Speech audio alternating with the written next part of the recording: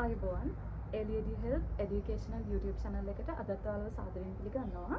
අදත් අපි කතා කරන්න ලැස්ති වෙලා ඉන්නේ image understanding and processing කියන area එක යටතේ තවත් එක මාතෘකාවක් ගැන.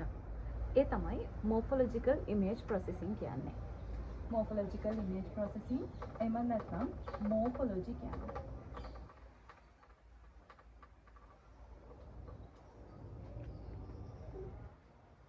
හරි. එතකොට අපි බලමු මේ morphology කියන්නේ මොකක්ද කියලා.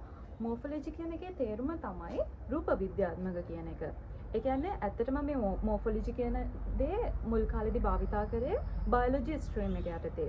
ඒ කියන්නේ biology stream එකේදී එයාලගේ animals ලගේ සහ plants වල structure එකයි shape එකයි අඳුනගන්න තමයි මේ morphology කියන එක භාවිතා කරලා තියෙන්නේ. එතකොට ඔයාලට පැහැදිලි මේ morphology භාවිතා කරන්නේ මොකටද කියලා. ඒ කියන්නේ යම්කිසි object එකක මොකක් හරි ඕනම object එකක හිතන්න මේ object එකේ කියලා මේ object එකේ shape එකයි structure එකයි අඳුර ගන්න තමයි morphology භාවිතා කරන්නේ. එතකොට මේ morphology යටතේ අපි කතා කරමු mathematical morphology කියන්නේ මොකක්ද කියලා. මේ mathematical morphology කියන්නේ ඇත්තටම tool එකක්. හරිද? මේ tool එක use කරලා අපිට පුළුවන් කිසියම් object එකක shape එක සහ structure එක අඳුර ගන්න පුළුවන් වෙන image components extract කරගන්න. යම්කිසි image එකක් ඇතුලේ හිතන්න මෙන්න මේ image එක ඇතුලේ කිසියම් shape එකක් තියෙනවා. මේ shape එකේ structure එක සහ shape එක අඳුර ගන්න පුළුවන් components තියෙනවා. මෙන්න මේ components extract කරගන්න තමයි අපි mathematical morphology use කරන්නේ. මේ මම කියපු components වලට අපිට උදාහරණ විදියට ගන්න පුළුවන් boundary extraction, convex hull, skeletons, thinning වගේ දේවල් අපිට ගන්න පුළුවන් මේකට උදාහරණ විදියට. මේ mathematical morphology වලදී අපිට පුළුවන් image එකක් sets විදියට එහෙම නැත්නම් කුලක විදියට දක්වන්න. උදාහරණයක් විදියට මම image එකක් ගන්නම්.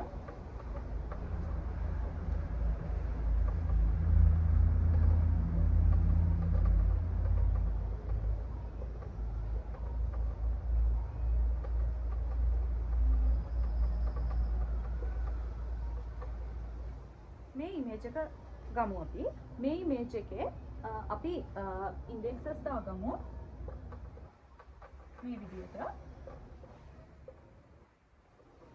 එතකොට ඊට පස්සේ මම highlight කරන්නම් කිසියම් pixels ටිකක්. මේ තියෙන pixels අපි highlight කරමු මේ pixels ටික. එතකොට මෙන්න මේ highlight කරලා තියෙන area එකට අපි කියනවා foreground එක කියලා. highlight කරලා තියෙන area එකට අපි කියනවා foreground එක කියලා. ඒකට මේ white area එකට එහෙම නැත්නම් highlight කරලා නැති area එකට අපි කියනවා shade නොකරපු area එකට අපි කියනවා background එක කියලා.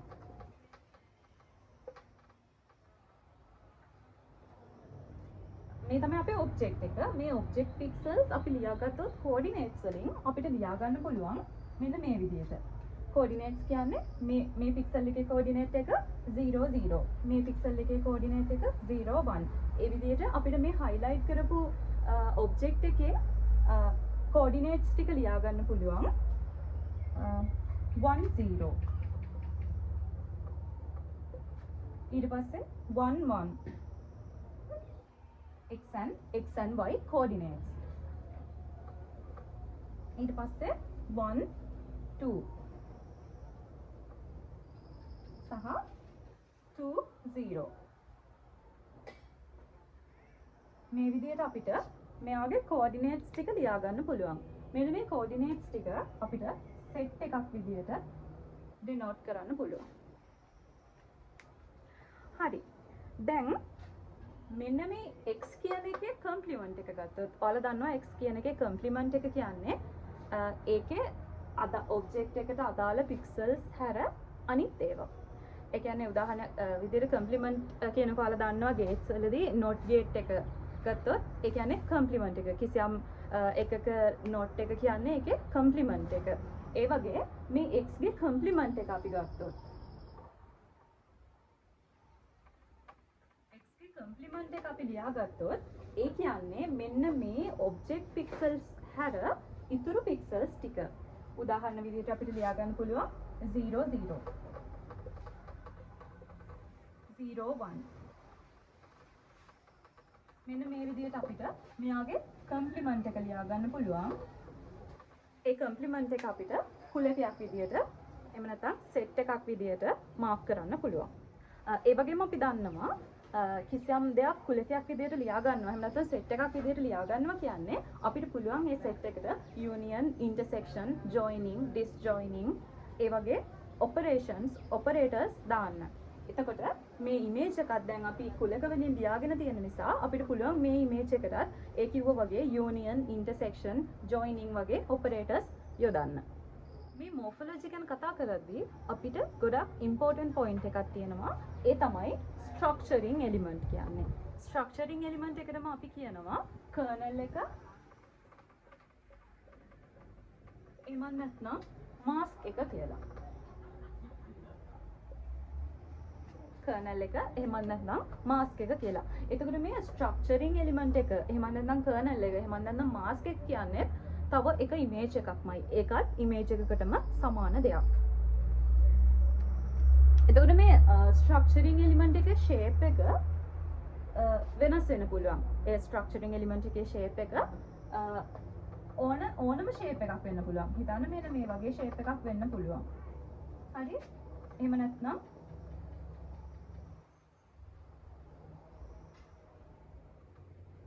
මේ වගේ ෂේප් එකක් වෙන්න පුළුවන්. මේ වගේ ෂේප් එකක් වෙන්න පුළුවන්. මේ වගේ ස්ට්‍රක්චරින් එලිමන්ට් එක ඕනම ෂේප් එකක් වෙන්න පුළුවන්. ඒ අදාළ දීලා තියෙන විදියට. හරි. එතකොට මේ මෝෆොලොජිකල් ප්‍රොසෙසිං වලදී අපි කරන්නේ මෙන්න මේ කියපු ස්ට්‍රක්චරින් එලිමන්ට් එක අරන් ගිහිල්ලා අපේ ඔරිජිනල් ඉමේජ් එක උඩින් තියනවා. හරිද? මේ ස්ට්‍රක්චරින් එලිමන්ට් එක එහෙම නැත්නම් මාස්ක් එක අරගෙන ගිහිල්ලා අපි අපේ ඔරිජිනල් ඉමේජ් එක උඩින් තියනවා. තියලා ඒකේ එතනින් පස්සේ ප්‍රොසෙසිං කරනවා. ප්‍රොසෙස් කරලා අපේ අවුට්පුට් එක ගන්නවා. එතකොට ඔයාලට තේරෙනවා මේ ඉමේජ් එකේ මේ මාස්ක් එකේ ෂේප් එක වෙනස් වෙනකොට අපේ අවුට්පුට් එකත් වෙනස් වෙන්න ඕන. එහෙම නේද? අපි දැන් බලමු මේ මෝෆොලොජිකල් ඔපරේටර්ස් ගැන. මෝෆොලොජිකල් ඔපරේටර්ස් කියන මාතෘකාව ගැන. එතකොට මෝෆොලොජිකල් ඔපරේටර්ස් වර්ග ගොඩක් තියෙනවා. ඒ අතරින් අද අපි මේ වීඩියෝ එකේදී කතා කරන්නේ ඉරෝෂන් ගැන.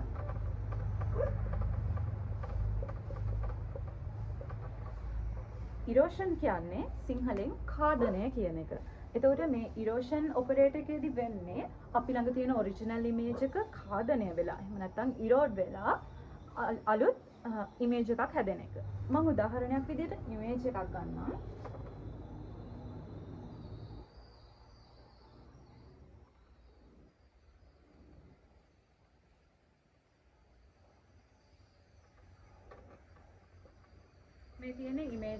මේ තියෙන අපේ ඔරිජිනල් ඉමේජ් එක. ඒක අපි A කියලා අරගමු. එතකොට මේ ඔරිජිනල් ඉමේජ් එකේ ෂේඩඩ් ඒරියා එකක් තියෙනවා. ඒක අපි මාක් කරගමු මේ විදිහට.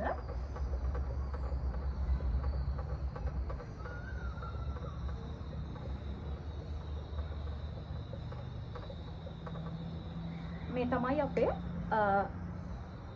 ඔරිජිනල් ඉමේජ් එක. එතකොට මේ ඔරිජිනල් ඉමේජ් එක අපිට පුළුවන් එක්කෝ මේ විදිහේ ෂේඩඩ් ඒරියා එකකින් මාක් කරන්න පුළුවන්. එහෙම නැත්නම් 1 and 0s වලින් මාක් කරන්න පුළුවන්. එතකොට මේ ෂේඩඩ් ඒරියා එක අපි මාක් කරන්නේ 1s වලින්.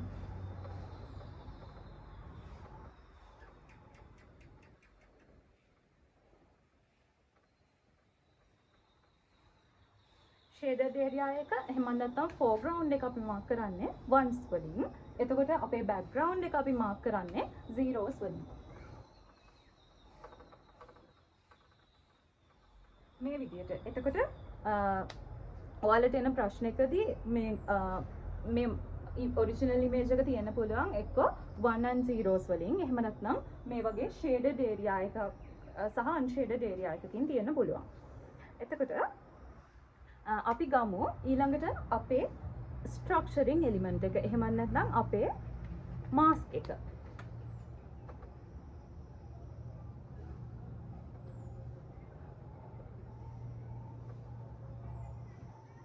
මාස්ක් එක අපි ගමු B කියලා. මේකත් ෂේඩඩ් එකක්. මේ මාස්ක් එකත් අපිට මාක් කරගන්න පුළුවන් 1s වලින්.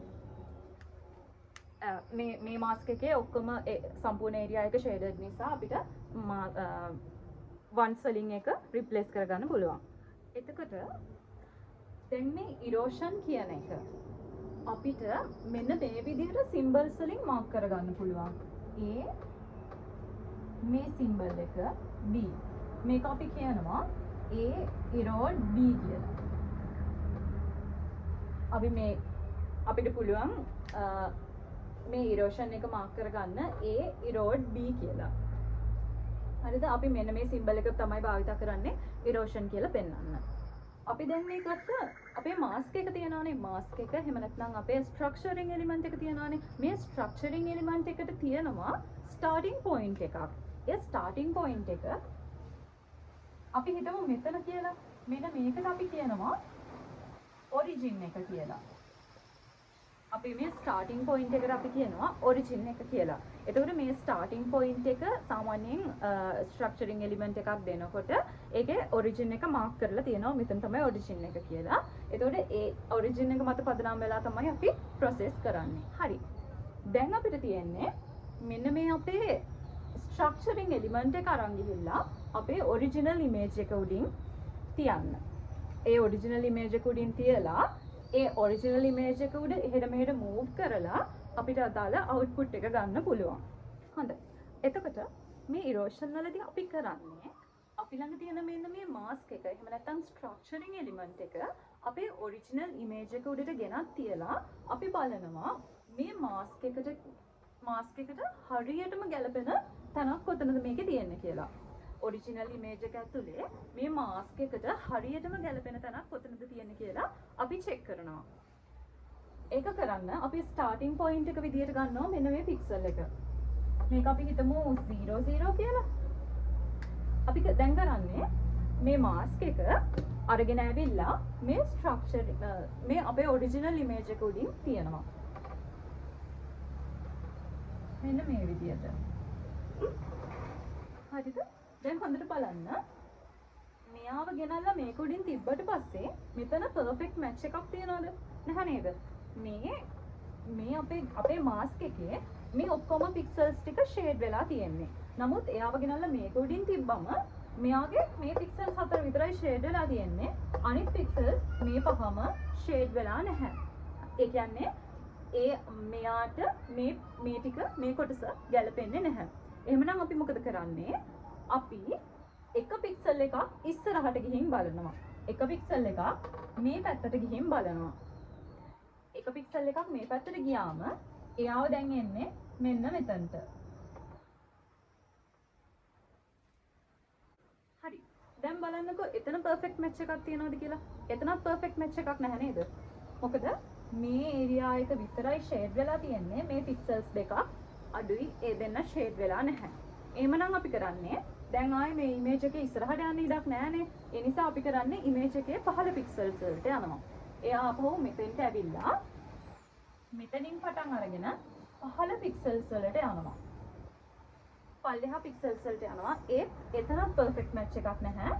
මේ මොකද මේ තුන් දෙනා ෂේඩ් වෙලා නැහැ. එමුනම් අපි කරන්නේ එතන ඉඳන් එක පික්සල් එකක් ඉස්සරහට යනවා. එක පික්සල් එකක් ඉස්සරහට ගියාම එයා වෙන්නේ මෙන්න මෙතෙන්ට. අන්න වැඩේ හරි. දැන් ඔන්න යාට පර්ෆෙක්ට් මැච් එකක් හම්බ වෙලා. ඒ කියන්නේ මෙයාගෙත් ඔක්කොම පික්සල්ස් ටික ෂේඩ් වෙලා මෙයාගෙත් ඔක්කොම පික්සල්ස් ටික ෂේඩ් වෙලා. මං දැන් පැහැදිලි වෙන විදිහට මේක ආපහු අඳින්නම්. හරි. දැන් මෙයාට ගැලපෙන පර්ෆෙක්ට්ම මැච් එක අපිට හම්බ වෙලා තියෙනවා. දැන් අපි කරන්නේ මෙන්න මෙයාගේ මේ ඔරිජින් එක මාක් කරගන්නවා. ඔරිජින් එක මාක් කරගන්නේ මෙයාගේ තියෙන ඔරිජින් එක මේ ලොකේෂන් එකේ නම් මෙතනත් අපි බලනවා ඒ ලොකේෂන් එක මොකක්ද කියලා. බලලා අපි හරියටම අන්න එතන මාක් කරගන්නවා අපේ ඔරිජින් එක. ඊට පස්සේ අපි කරන්නේ අවුට්පුට් ඉමේජ් එක අරගන්න එක. අවුට්පුට් ඉමේජ් එක ගන්නේ අවුට්පුට් ඉමේජ් එකට අපි ගන්නේ මෙන්න මේ ඔරිජින් එක විතරයි.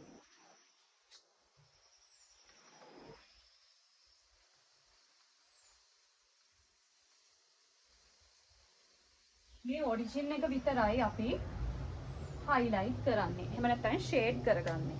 එතකොට මේක තමයි අපේ output image එක. එතකොට මම කලින් කිව්වා වගේ erosion වලදී වෙන්නේ කාදනය වෙන එක. එතකොට මෙන්න මේ විදිහට අපේ image එක කාදනය වෙලා එක pixel එකක් විතරක් shade වෙලා ඇවිල්ලා තියෙනවා. හරිද? එතන තමයි අපේ origin එක තිබ්බ තැන. mask එකේ origin එක තිබ්බ තැන. එතකොට මෙන්න මේ විදිහට තමයි erosion operator එක use කරලා අපි output image එක අරගන්නේ. දැන් ඔයාලට පුළුවන් මෙන්න මේ වගේ shape එකක් අපේ original image එකට හේදුවම කොහොමද වෙන්නේ කියලා try කරලා බලන්න. මේ image එක මේ තමයි අපේ original image එක, මේ තමයි අපේ mask එක, එහෙම නැත්නම් structuring element එක. එතකොට මේ structuring element එක මේ image එක උඩට දාලා බලන්න මොකක්ද ඔයාලට එන output එක කියලා. හොඳයි, එහෙමනම් අපි අද කතා කරේ erosion කියන මාතෘකාව, එහෙම නැත්නම් erosion කියන morphological operator එක ගැන. එතකොට අපි අනිත් morphological operators ගැන තව වීඩියෝස් වලින් කතා කරමු ඉස්සරහට. එහෙනම් හැමෝටම ගොඩක් ස්තුතියි අපේ YouTube channel එකත් එක්ක සම්බන්ධ වුණාට. ඔයාලා තාමත් අපේ channel එක subscribe කරලා නැත්නම් අනිවාර්යයෙන්ම subscribe කරන්න. මොකද මේ වගේ ගොඩක් වැදගත් වීඩියෝස් ඔයාලට බලන්න පුළුවන් ඉස්සරහට.